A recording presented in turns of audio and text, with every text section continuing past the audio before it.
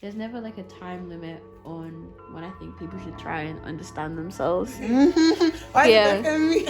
Because this is an open discussion now. Oh, okay. I'm talking to everybody. In conversation with Odweni and Blue Babies, Blue Agency I think there's too interview. much pressure to understand yourself because it's not for you, it's for other people. Exactly.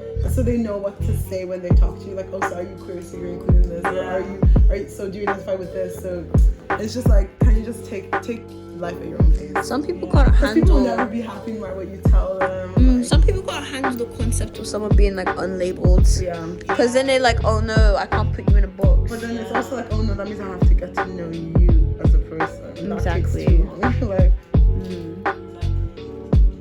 It's frustrating, especially when you're kind of like at intersection of so many marginalized like groups. Like you're black and you're queer and you're this and that, and everyone wants to try and find a word for you and like identify you so they know how to then treat you. I also feel like black people aren't given grace. Like, we're not given time or understanding or stuff like that. Like, if you're black, you make a mistake, you're over. Like, Literally, we don't have the same like space. No one likes to give black people second chances. I always want to think the word. No one wants to give them sympathy, time to grow, time to change. Like the same way like white queer people, like they still have the privilege of their whiteness to like soften them. I mean, we should call it uche. Yeah. But like, I don't know, I feel like it's really interesting how we're like not even interesting, I think it's kind of sad we don't get like the same sort of like nurturing and concentration put onto us from the general public. But even with our visual literacy, the only thing that they like depict is like slavery and stuff. I've never really seen like a coming of age like gay movie that's like black oriented. Hello, Uche. Would you like to introduce yourself? Not really, but I'm going to anyway. What's your name? I'm Uchenna. How old are you? 20. What are your pronouns? They, she. And how would you describe your Queerness, if you feel comfortable to do so. My queerness. I think my queerness is like really expansive. Like, it keeps expanding. Like, I feel like it's not something that like I can pinpoint. It's something that like you grow into, and it's something that you discover. I think like queerness is a discovery for everybody. It means something different for everybody. So I think for me, it just kind of means like existing boundlessly, like existing without limitations, and what that means to me, like being authentic. Yeah, that's what queerness means to me. What's your name? Who are you? Cut this shit out. Okay. No, it's going in. I know what should have said anything. What's your name? My name's Odweni. What's your pronouns? My pronouns are they, them.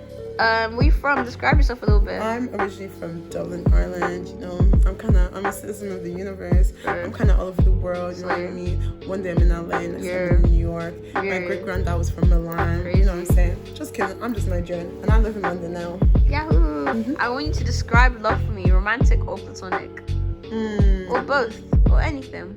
Just describe love. Love makes me so nervous because what is love? Because one time I was writing a poem, like on my way home, and it was like, does love even know what love is? Because it's like you're always trying to find a deep meaning for love, but what if the concept of love doesn't exist? True. Like, there's nothing in the world to prove that love exists as a concept and what everybody's chasing.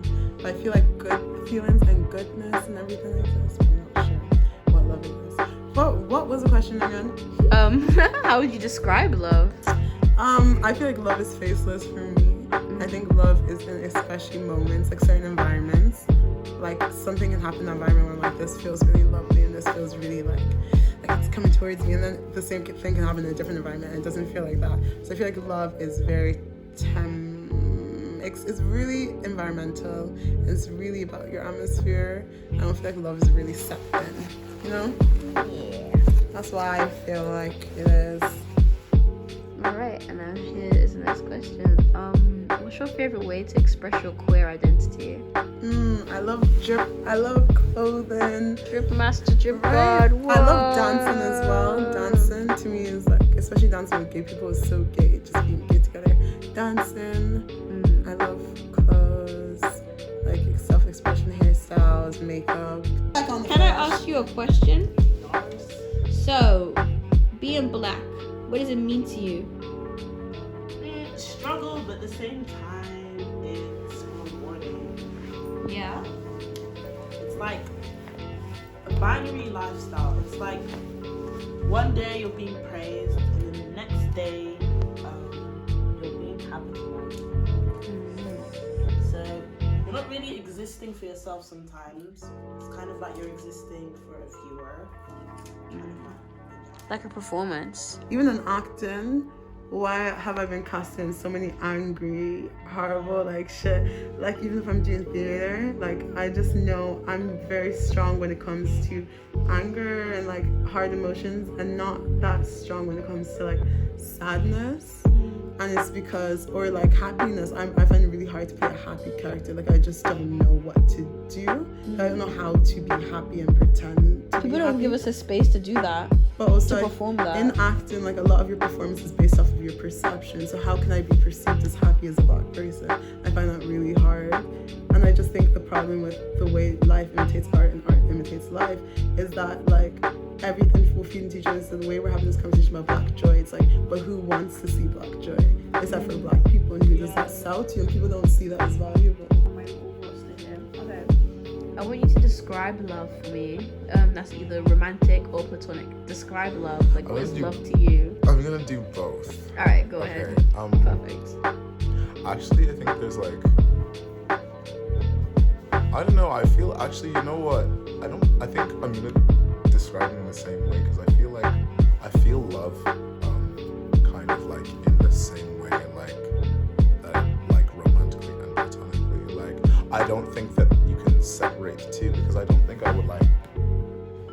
I would, you know, be romantically involved with somebody that I wouldn't be platonically involved with. Yeah. Does that make sense? Yeah. I think that I like measure like my compatibility with people against like how compatible we would be as friends, and then like move from there. But love to me, I don't know, it feels like it's like I love really intensely, because I'm Sagittarius. My Venus is Scorpio. So I love really intensely, but it feels like I want to, my love, the way I love is very like nurturing. I like to make people feel safe in like that, like the space that they're in, like when they're with me, that like they can just like, you know, be themselves, and you know, be free from judgment. So yeah. That's what love is to you. Okay. Thank you very much for your time, Etienne. Dio and Angel to the world. To the world. And beyond. It was very nice speaking to you. Thank you. Say hi to everyone at UAL. Hi UAL. I'm not that arty, but You liar. I could. End interview. Keep. It's like everything you do, decide to do. Like one of the main reasons. I feel like if in society we didn't have such like strict confines around gender, people would be doing like whatever they want, and they'd have like, no implication or meaning behind it, and there would be like less suffering around it. I feel like we wouldn't even have terms such as like trans, because people would just Because there's be. no But I transcendent feel like environment. there's two Yeah. sides to that, because like without gender conventions, there wouldn't be like anyone challenging it. That's what I was gonna say. Exactly, it's kind of like a paradox. Like it's a Like paradox. it's like we need them paradigms to either challenge it or be like embrace it. Or else we have no idea what. Because if you think about like transness would even like so many concepts wouldn't even exist. Like even the identity of blackness, it would just be like it wouldn't have a meaning without the struggle. And it's not something that the struggle should be praised. I feel like it's just like a fact that, you know, when people try to deep like what is blackness, what is blackness. Because you can't really like manipulate physical blackness. Yeah. That's like the thing. It stays with you. It's like a burden for you. It's not like with like gender. It's more expression. Same with black. There's like black cultural expression, like innate stuff like that. But when it comes to like exactly, it's a convention. What changes It's by a concept. experience. Genders can change, and it's not something people create. It's just like it changes in your environment. Like you can't be transracial. Yeah, and know. that, and I feel. I mean, some people will try. Some people have tried, I but think what people don't even understand about that is like like experience is still valid, right? And it's just like, it's so, oh, thank you. It's just so weird because I'm just like let's say you've had really experiences with womanhood that have made you believe that you don't relate with this, and that is your experience. And people don't, like, I feel like especially people that are against trans people, they don't understand that in itself is valid. You don't need to be innately a woman or innately a man to be valid. You can transcend that and flow between that, and that is valid because that's how you feel. Like, feelings are valid as well.